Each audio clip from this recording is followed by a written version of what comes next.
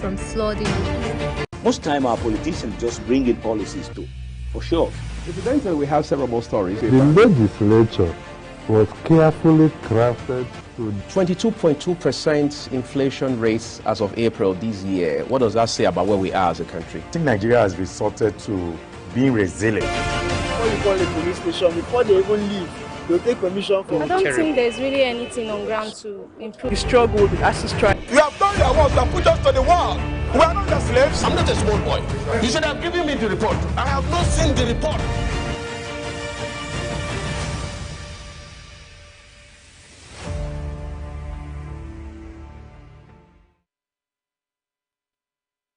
Very good morning to you. Thank you, everyone, for staying with us here on Global Television. I am Muyi Agumofwegwe, live in Nigeria's capital, Abuja, and this is welcoming you very specially to Global Morning.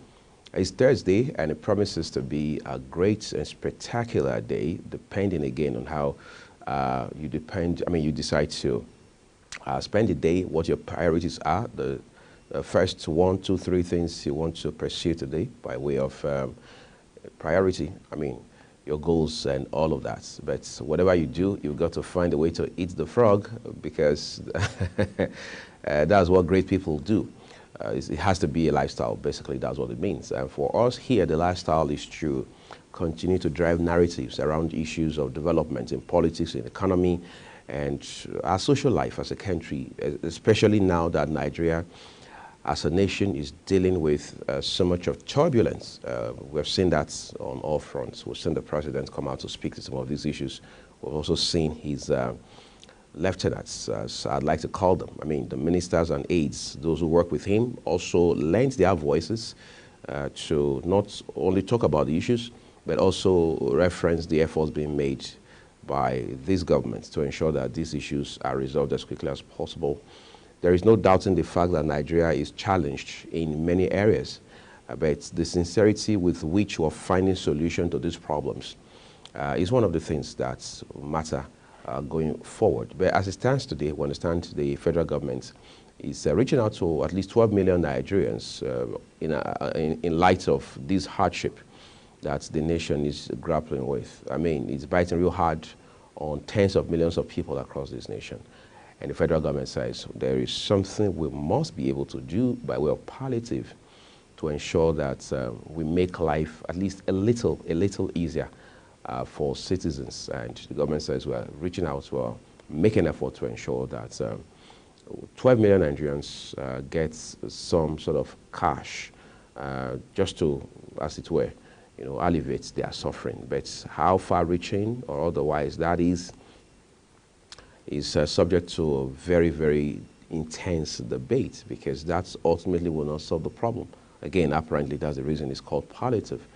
All right, when you move away from that, Yakubu Gowon, General Yakubu Gowon, I should say, retired former head of state, credited with being one of the frontliners, one of the founding fathers, I should say, who founded the ECOWAS, that is the Economic Community of West African States, was built to deliver a press statement that was on Tuesday, but again, that didn't happen.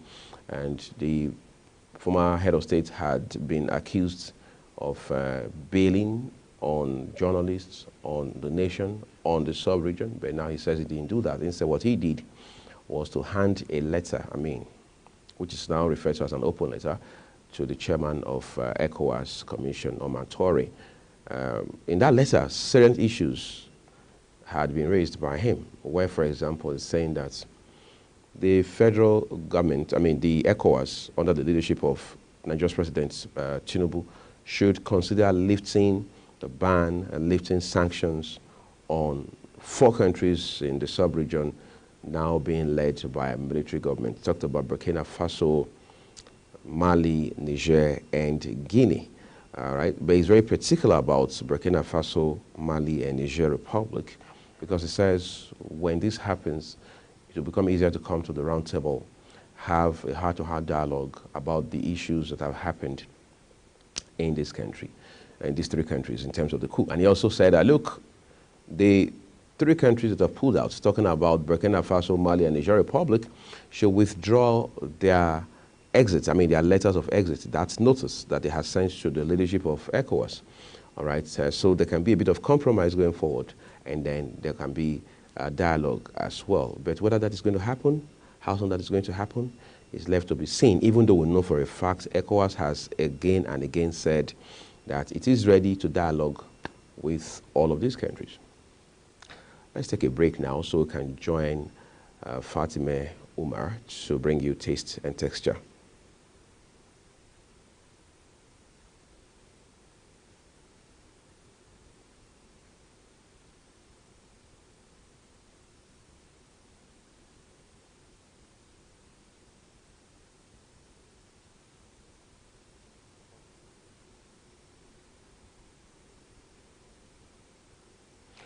I think we're having an issue with that, but we're just going to take a quick break and we're back shortly.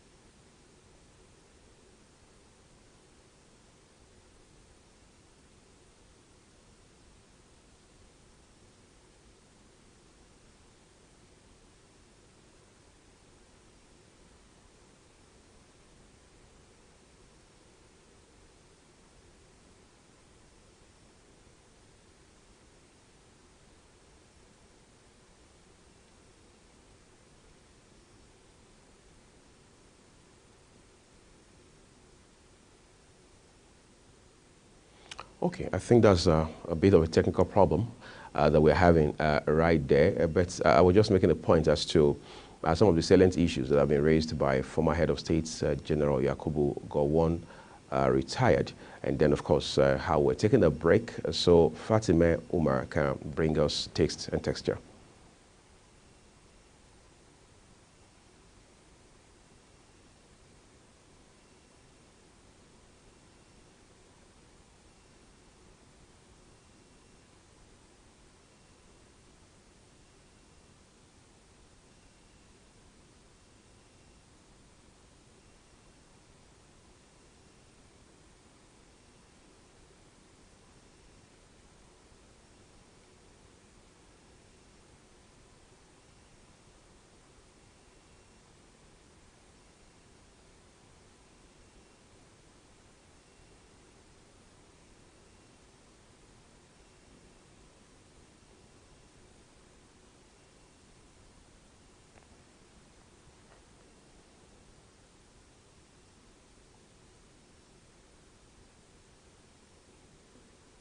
All right, so we hope to fix that technical problem as quickly as we can. But we really have to take a deeper look at this. We have two guests joining us this morning, both of them live via Zoom, one from Benin City and the other from the Federal Capital Territory here. One, an academic who will be looking at the immediate and remote causes of coups across West Africa in particular, and then bringing it closer to home to look at these recent instances, particularly Niger Republic, and then which was again followed by Guinea just a few months ago. And we're going to use that as a basis to talk about the need for forward-looking leadership, talk about how that leadership must be such that it is result-oriented.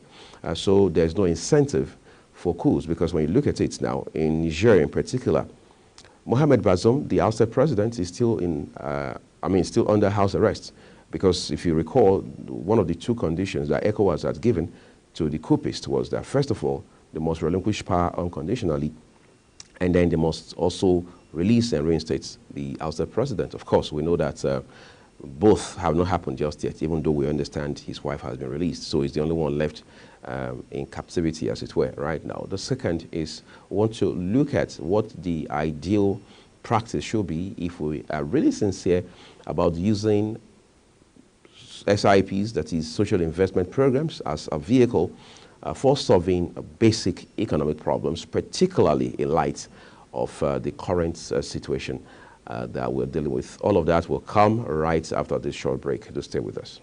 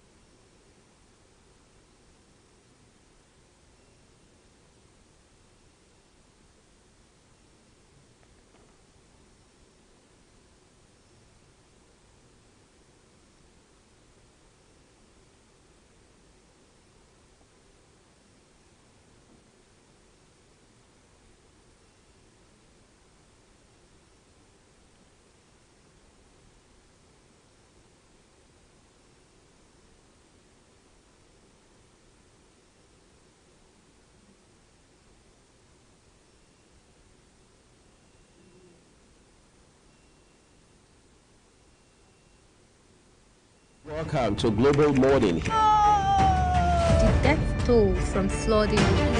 Most time our politicians just bring in policies to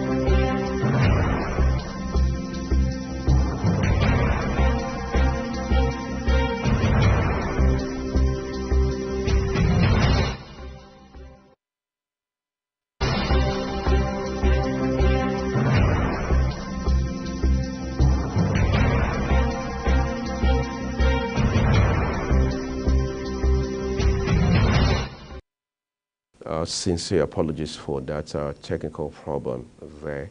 We do hope you understand, and we appreciate you for staying with us on Global Morning. It is a great Thursday, no doubt about that, but we're just going to bring you Fatima Umar's segment that has to do with taste and texture. Have a great time watching. Hello and welcome to another episode on Taste and Texture. I'm Fatima Abu Umar. Crisps on the outside and fluffy on the inside. Roasted potatoes are easy side dish that goes with pretty much any meal. Favorite seasoning based on what's in your spice cupboard or what herbs are growing in your garden. Those even roasted potatoes are very easy to make, so you can have a delicious side dish with minimal work. Feel free to be creative with the seasonings on these easy woven potatoes. They go great with pretty much anything. You might be asking, what kind of potatoes to use? To be completely honest, you can use any kind of potato for roasting, including red skin, russet, Yukon Gold, or even sweet potatoes. How to roast potatoes? First step to make great oven roasted potatoes is choosing the right potato variety. Steer clear of large roasted potatoes here.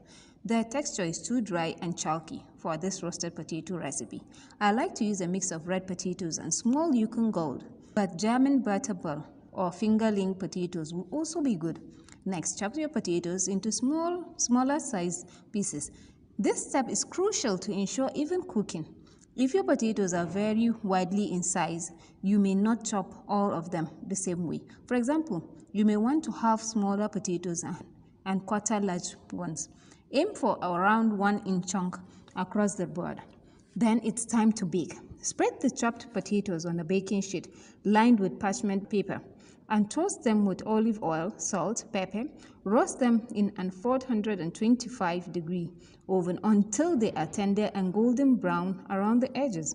Then let them cool slightly, and then while they're still warm, toast them with the dressing, season to taste, garnish with chopped parsley and serve. Now to the health benefits. The potatoes fiber, potassium, vitamin C, and vitamin B6 content, coupled with its lack of cholesterol, all support heart health.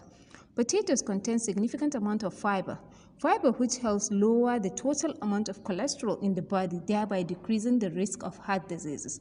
See you next time, same time on Taste and Texture. I remain your host, Fatima Abu Umar. Bye. Thank you, Fatima, for that piece put together there. Just to let you know, we also will be taking a look at newspapers for you today, so we can bring you big stories from across Nigeria's national dailies. And of course, we have Anthony Momodu's sports updates right up ahead for you. But let's also state here that one of the things we've been talking about the whole time here on Global Television, particularly on the Global Morning, has been the issue around inflation. And of course, Queen Agaba, my colleague, has also taken out several episodes of her business points to talk with experts around the subject matter, which is inflationary trend, particularly as it has to do with food inflation, which has become a very, very challenging reality for households across this country. Government has talked about opening food reserves, import of grains. There are those now saying, well, we have enough food in this country. We just have to deal with pricing. We need to regulate pricing. Government says we are going to kickstart commodity boards and so on and so forth. Others are saying, well, let's not lie to ourselves. The earlier we stop living in denial, the better for us all. So what are they saying? They're saying, look, let's import food. Because if we don't do that, we're just going to live in denial and we're going to be shooting ourselves in the foot and in the foot. Now we're hearing that several metric tons of grain are coming into the country, and when that happens, Nigeria is going to put behind it all of these issues around food, inflation, food scarcity, and so on and so forth. But we must also put this in perspective. I mean, when you look at the pockets of demonstrations we've seen from the north to the south, it's just a reminder that as quickly as possible, we should deal with issues around food, inflation, access to food, and of course the issue around affordability. But we can't do that unless we're courageous and truthful to ourselves enough to say, let's deal with the fundamentals. You can't sell fuel at over 700 naira, and diesel at 1,000 and higher, and expect that food prices will be within the reach of the everyday Nigerian. That will happen because these two are very key. They are essentials for those who have to do the farming and eventually bring the food items into the markets. So if we don't deal with the issues at the base, then it's very, very impossible for us to come to the marketplace and have conversations around whatever efforts we're making to ensure that the prices of food become affordable for Nigerians. But of course, you will catch more of that on Business Points at 11 a.m. West Africa time with Queen Agaba. That's today. Okay, in the meantime, let's join Anthony Momodu as he brings us a sports update. Hello, sports fans. Welcome to Sports News Update. Spurs star Son Heung-min and PSG's Lee Kang-in have apologized to each other after a bust-up during South Korea's Asian Cup campaign. There was a reported confrontation between the pair ahead of South Korea's semi-final, which led to the Tottenham player suffering a dislocated finger after Lee tried to punch him. South Korea lost to Jordan at the semi-final stage, which ultimately cost Jurgen Klinsmann his job as the national team manager. Now both stars have taken to Instagram to apologize to each other and the country for their actions. The PSG star shared his apology message first with a black screen before Son shared his own words on the matter, along with an image of the pair meeting at a hotel in London to clear the air. Kylian Mbappe has agreed to take a massive pay cut to join Real Madrid this summer. The 25-year-old, who earns 25 million euros net in Paris, will clear 15 million euros net a season at Madrid, still making him the club's top earner despite the huge salary cut. Mbappe has agreed terms with the Spanish club, although neither PSG nor Madrid will make any formal statement, while both could still meet in the Champions League. Despite losing out in terms of basic wage, Mbappe will be paid a sizable signing-on fee, understood to be over 100 million euros, and will keep an 80% share of image rights on any new commercial deals he signs after becoming a Madrid player. This breaks from the normal 50-50 split the club usually imposes on new players. Mbappe is expected to wear Luka Modric's number 10 shirt next season, with the Croatian 38-year-old not being offered a new deal. Mohamed Salah is Liverpool's latest injury scare as Jurgen Klopp faces being without 10 senior players for Wednesday's Premier League clash with Luton just days before the Carabao Cup final. Salah, who returned at Brentford on Saturday following a hamstring problem, is being assessed after feeling discomfort, which the club hope is just a reaction to his month-long layoff.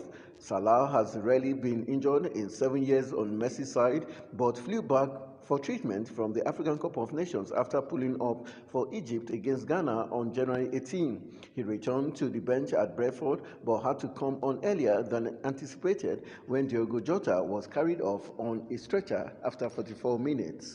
Ryan Giggs has declared that he wants to return to football management nearly 2 years after stepping away from the Wales national job over charges that he assaulted his ex-girlfriend. Giggs, 50, who has always protested his innocence, told an event in Chester that he missed the job and hankered to return to it. No club has come in for Giggs since the Crown Prosecution Service announced last July that it was withdrawing plans to retry him on charges of controlling or coercive behavior and assault.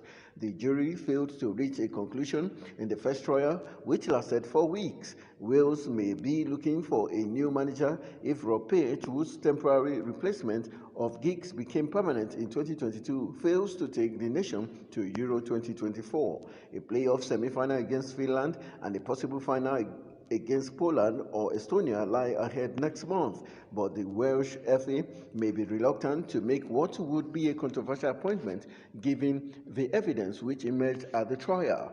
Giggs, a 13-time Premier League winner, has already ruled out managing Salford City, the club he co-owns with former Manchester United teammates, despite watching them regularly.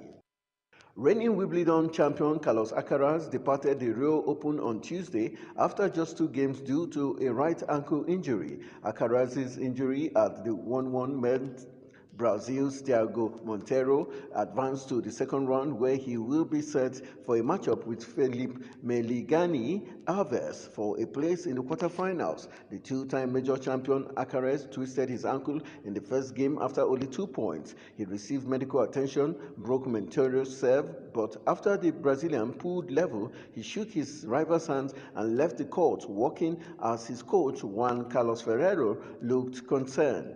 Alcaraz was the runner-up at the clay court tournament in Rio de Janeiro last year and its winner in 2022. The injury adds to Alcaraz's below-par performance at the Argentina Open last week. The 20-year-old who won the title in 2023 was eliminated by Chile's Nicolas Jarry in the semifinals in Buenos Aires.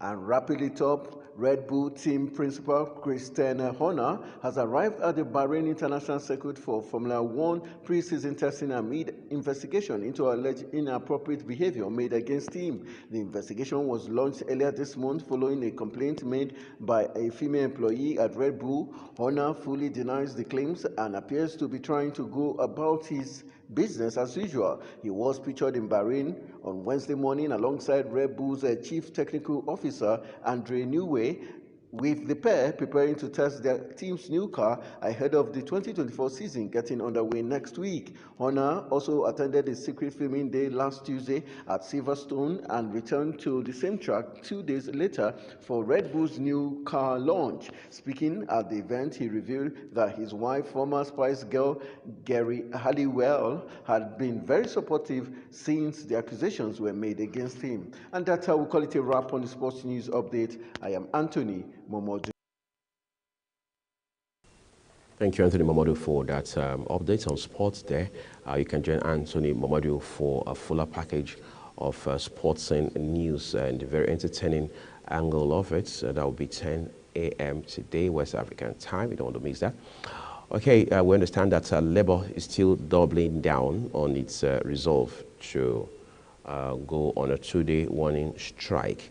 However, we are now hearing that there's a bit of splits because the DSS is urging Labour to sheath its sword to shelve the idea, all right, of going on strike. But Labour doesn't seem to be buying any of that now because it says this is not even a full-blown strike. It's a warning strike that is built to span a 2-day period, after which it will determine, the outcome of the strike and the response of the federal government will determine whether or not the organized labor will thereafter embark on an outright or full-scale strike. But Nigeria is tired of strikes, quite frankly, because for a country that goes on strike at the snap of fingers, if it's not ASU, the Academic Staff Union of Universities in particular, it is the entire labor, the entire organized labor going on strike. What exactly is the broken link? What exactly is not right or missing?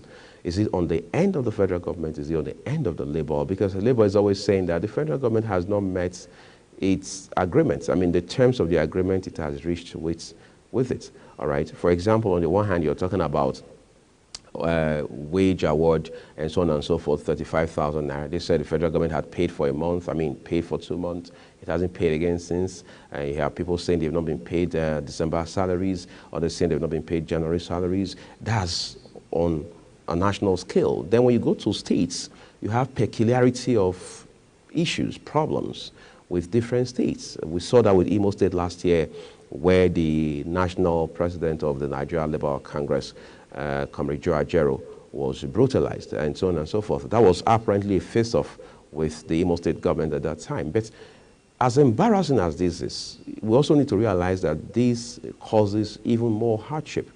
What has the federal government got to do that it's not doing, which has resulted in this incessant strike? There has to be sincerity of purpose when the government comes to the negotiation table with the organized labor. We'll talk a bit more about this as we make progress into Global Morning.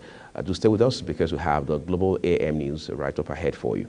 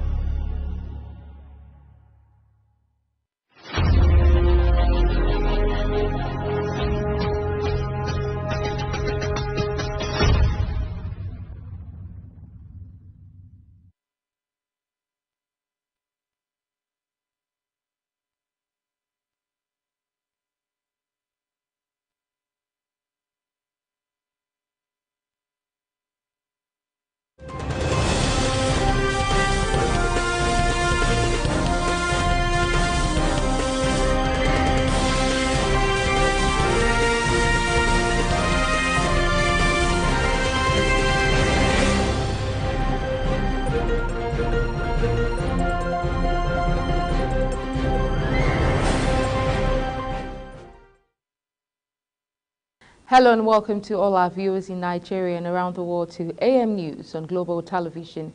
We're live in the nation's capital, Abuja. I am Queen Agaba. President Bola Tinubu has directed the immediate settlement of 342 million naira as an outstanding electricity bill due to the Abuja Electricity Distribution Company. The President's directive follows the reconciliation of accounts between the State House Management and AEDC. The AEDC had on Monday said it would disconnect electricity in the presidential villa and 86 federal government ministries, departments and agencies over 47.20 billion naira outstanding debt as of December 2023. The publication showed that the State House owed 923 million naira in bills, a figure the presidency refuted on Tuesday. President Bola Tinubu has announced the appointment of Hafsat Abubakar Bakari to lead the Nigerian Financial Intelligence Unit, NFIU, as its director and chief executive officer. The announcement of the new appointment came through a statement from Ajuri Ngelale, the president's special advisor in media and publicity. Bakari replaces Modibo Tukuru, who was relieved of his job by Tinubu in June 2023.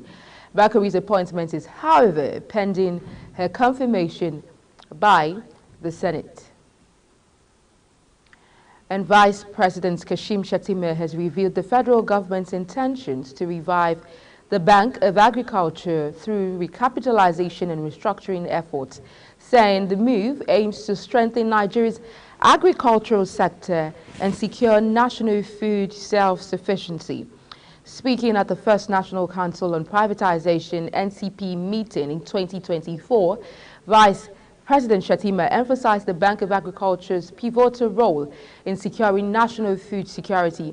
He highlighted the bank's widespread presence with branches in every senatorial district across the country as a key asset in this critical mission.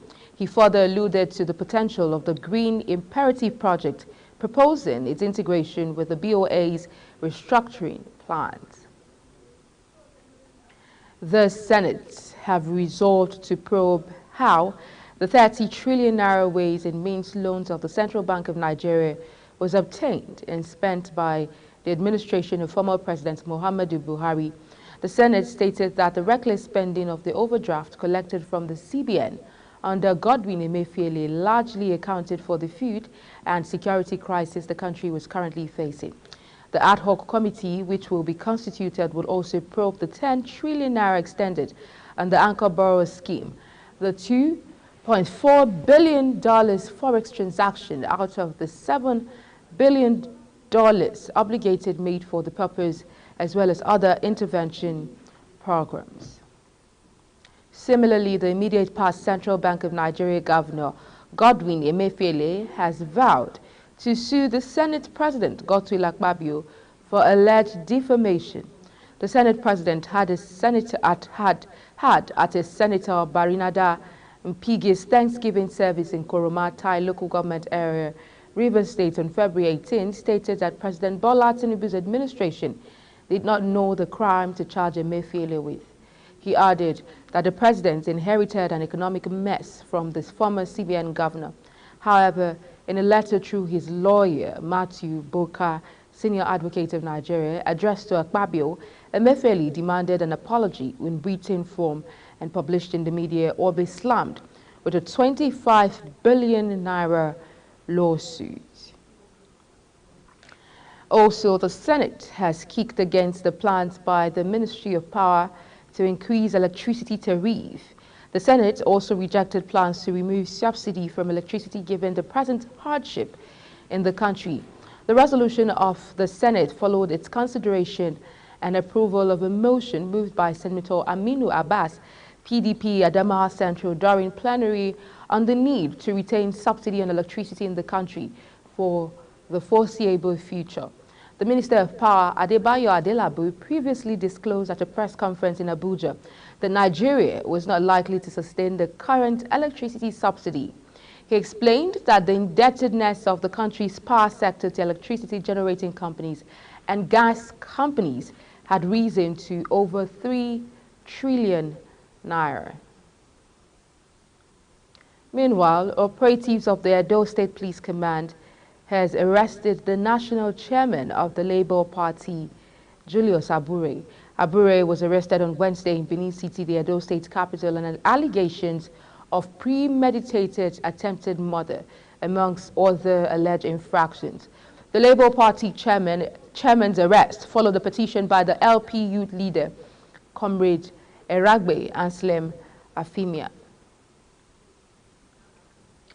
A bill seeking the amendment of the 1999 Constitution to empower governors to appoint state commissioners of police has scaled a second reading on the floor of the House of Representatives in the alteration to the Constitution under consideration. A commissioner of police appointed from among the 7 policemen in the state will head the proposed state of police in a long-awaited move to decentralize the Nigerian police force, which has failed to address the spiraling security crisis confronting the country. Leading the debate on the general principles of the bill, the co-sponsor and member representing Ilorin West, Asa Federal Constituency, Tolani Shagaya, noted that the primary purpose of government, as enshrined in Section 14, Subsection 2, Subsection B of the Constitution of the Federal Republic of Nigeria, 1999, is the security and welfare of the citizens. The Abuja Municipal Area Council, AMAC, has cautioned Abuja residents to pay their taxes and levies to designated AMAC accounts to avoid falling victim to fake revenue collectors. The chairman of the council, Christopher Mekalangu, gave the warning while addressing journalists in Abuja. He frowned at a situation where taxpayers in Abuja prefer to pay cash to fake agents and get a reduction instead of paying to the council's bank accounts for accountability. Mekalangu emphasized that only taxpayers who presented bank tellers of their payment into council's account would be accepted. The Department of State Services, DSS, says its attention has been drawn to plans by sections of the organized labor to stage protests between 27th and 28th February 2024 in parts of the country over sundry economic issues. While the service recognizes such actions as legitimate and the right of the labor movement, it, however, urges the body to shelve the plan in the interest of peace and public order. The DSS further calls on parties to pursue dialogue and negotiations rather than engaging in conduct that could heighten tensions. This is more so that the service is aware that some elements are planning to use the opportunity of the protests to foment crisis and, by extension, widespread violence. The development, without doubt, will worsen the socio-economic situation across the country. The Economic and Financial Crimes Commission has declared Leno Adesanya, promoter of Sunrise Power and Transmission Limited, wanted for an alleged conspiracy and corrupt officer offer to public officers. This was disclosed in a notice by the EFCC. Adesanya was mentioned in 3 of 7 count charges against the former Minister of Power and Steel, Olu Agunloye, who is being prosecuted by the EFCC over the $6 billion Mambila hydropower contract. Agunloye was arraigned on 7 charges bordering on the fraudulent award of contracts and official corruption in January 2024. The Nigerian Customs Service, NCS, has announced its intention to distribute seized rice and other food items in a bid to reduce food security challenges in the country. In line with this vision, the service has launched a strategic anti-smuggling operation and public engagement in its commitment to prevent the unlawful exportation of vital food resources for individual economic gains.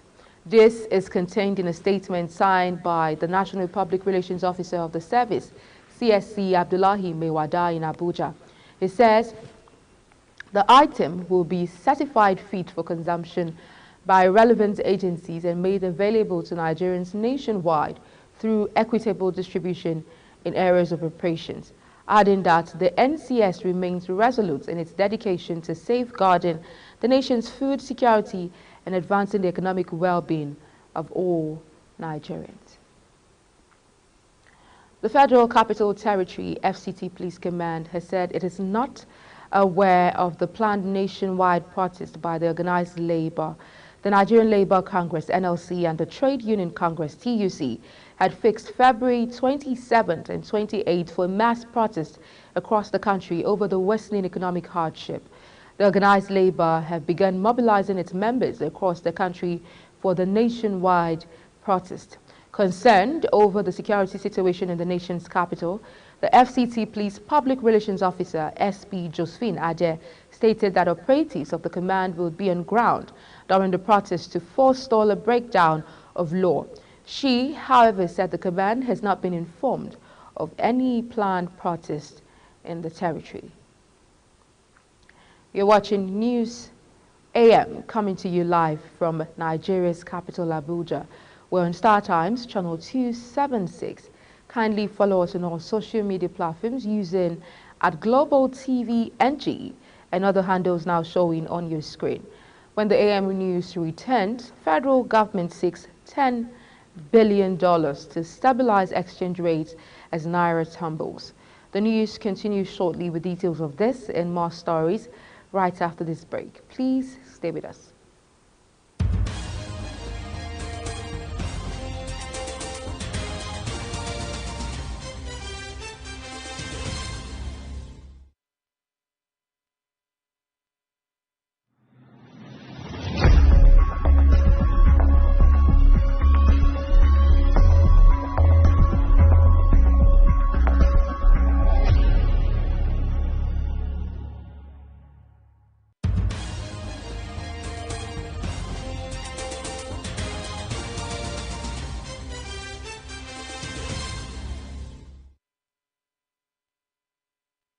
Many thanks for staying with us. Now, if you've just joined us, this is Global Television bringing you live broadcast of the AM News.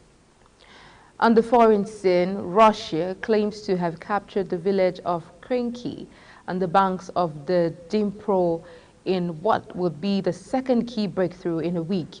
Ukraine says this is a falsification of the fact. Ukrainian soldiers across the front line have described the challenges of holding off a larger and better supplied enemy as military support from the West slows. One unit that tried to hold the now Russian-controlled Avdiivka was outnumbered 7-1, according to a spokesperson for the 3rd Separate Assault Brigade. Now a quick look at the business desk. The federal government will for the next 30 years earn a total of $2.1 trillion for the concession of the 700 MW Zungeru Hydro Power Plant. Senior Special Assistant to the President on Media and Communications, Office of the Vice President Stanley Nkwocha, in a statement, said the concessionaire would pay the federal government $70 million per year over the next 3 decades for managing the complex. This brings the estimated revenue to $2.1 trillion for the next 30 years.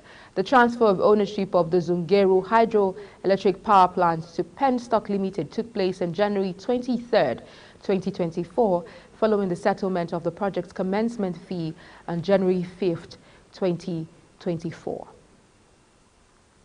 The United States has urged the federal government to prioritize investment in agriculture to tackle the prevailing food crisis and the hunger pummeling the country.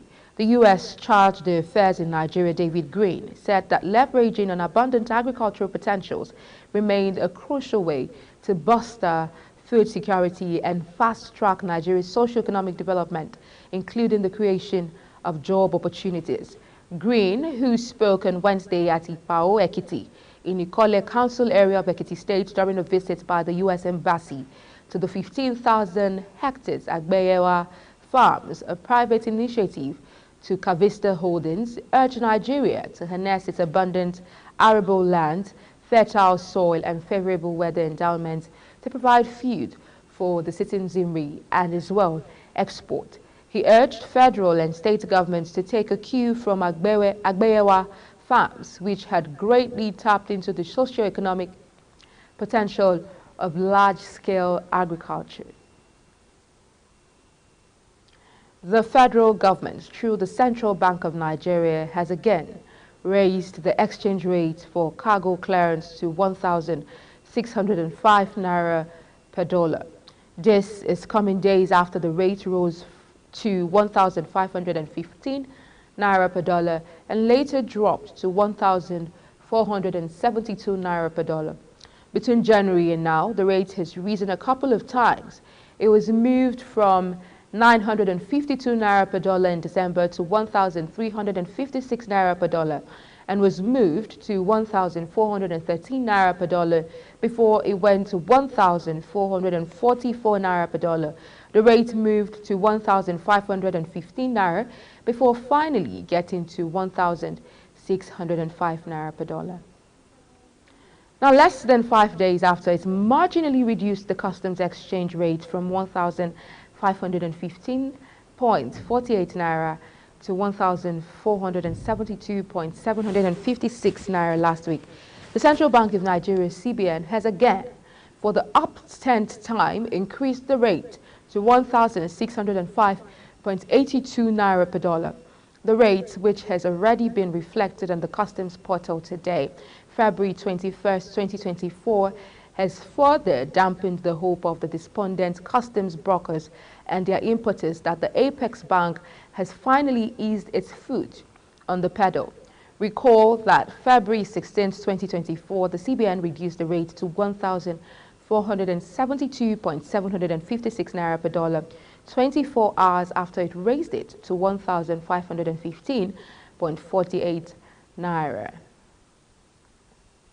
The about 2-day suspension of operations with respect to the lifting of petroleum products by the Nigerian Association of Road Transport Owners, NATO, has been called off by the oil transporters. NATO confirmed this in Abuja after the intervention of the federal government through the Minister of State for Petroleum Resources, Heineken Lokbobiri.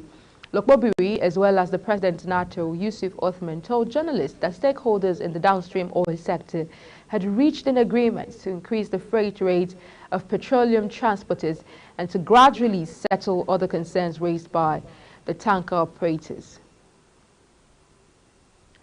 The Nigerian federal government is planning to raise $10 billion to improve liquidity in the foreign exchange market. The naira fell to an all-time low of 1,850 naira per dollar at the parallel market. President Bola Tinubu, who was represented by Vice President Kashim Shettima, disclosed this at the inaugural Public Wealth Management Conference in Abuja. The Ministry of Finance Incorporated organized the event with the team championing Nigeria's economic prosperity. The Senior Special Assistant to the President on Media and Communications, Stanley Nkwocha, explained that the federal government set a goal to raise at least $10 billion in order to increase foreign exchange liquidity, a key ingredient to stabilize the naira and grow the economy. The Natural Oil and Gas Suppliers Association of Nigeria, NOGASA, has attributed the high cost of petroleum products and automotive gas oil, popularly known as diesel, to the drastic rise of the US dollar over the naira. National President of NOGASA, Bennett Corey, made this known while addressing journalists on the state of the nation concerning issues affecting the economy. Kike Lomo Okere reports that the association has therefore called on the federal government to remove the value-added tax being charged on diesel so as to reduce the amount spent by truck owners in transporting petrol. Addressing journalists in Abuja, NOGASA President called on the Nigerian Port Authority (NPA) and the Nigerian Maritime Administration and Safety Agency (NIMASA) to stop all payments on petroleum products in dollar in order to ease transportation of petroleum products. Okore noted that considering the problems associated with the removal of fuel subsidy, it has become imperative for government to do all within its power to alleviate the suffering of oil and gas suppliers, adding that there is need to address the country's exchange rate crisis as it is making it difficult to import petroleum products. Removing of subsidy, we support the removal of subsidy last year when Mr. President removed the subsidy. We supported it. To today we support it, but the system is not working well. Anytime dollar increases, the diesel increases that amount, which is wrong. We're facing too. Because there's no reason for you to be trading on dollar in the first instance. You don't need dollar. You need Naira. Naira is strong. It's a big country, a strong country. He further called on the federal government to declare a state of emergency on refinery, saying there is need to tackle on ending delay in their takeoff, urging the government to fix a price for the dollar regardless of the inflow. Problem that is holding most of these refineries, modular refineries, to come up full capacity is this exchange rate. So the answer to it is that the government should come out and tell Nigerians, this is how much dollar is. Not this window, or whatever they call it on the radio and the TV, window, forex, or whatever. Let Nigeria, let the government come out and say, 500 Naira to $1, or 200 Naira to $1, whatever rate that they come out with, they should stand. Whether the black market is going 1 billion Naira, it should not bother Nigeria. Let them come and fix one, then peg it 750 Naira as they said in their budget. So they'll work with 750, and then the crude oil that will be sold to Nigerians, I mean the Nigerian refineries, modular refineries, will be sold at 750 Naira per dollar, convert it, and they will pay in dollar. I will pay in Naira, sorry. The association further appealed to the government to intervene in fixing the deplorable condition of roads in the country, following the flooding that has affected some section of the road. Is that we concentrate on road to reduce the rate that we maintain our trucks, vehicles in Nigeria. You are talking about the dollar. You will agree with me that 70% of our dollar go to spare parts. And these spare parts are vehicle spare parts. And it's dollar that is going. You are now asking, where is this dollar going? Where is it? No, it's not oil. If you fix the road, and the road is good, vehicle will spend like 10 years, no spare parts. Nogosa, however, urged the federal government to reintroduce and strengthen Petroleum Equalization Fund to enable marketers recoup and reinvest their funds for the benefit of the industry and the economy. Kike Lomo Okere, Global Television News. And that's it on the AM News. Don't forget, we're on Star Times channel 276. Kindly follow us on all social media platforms using @Global TV NG and other handles now showing on your screen. I'm Queen Agaba. Many thanks for watching. See you again.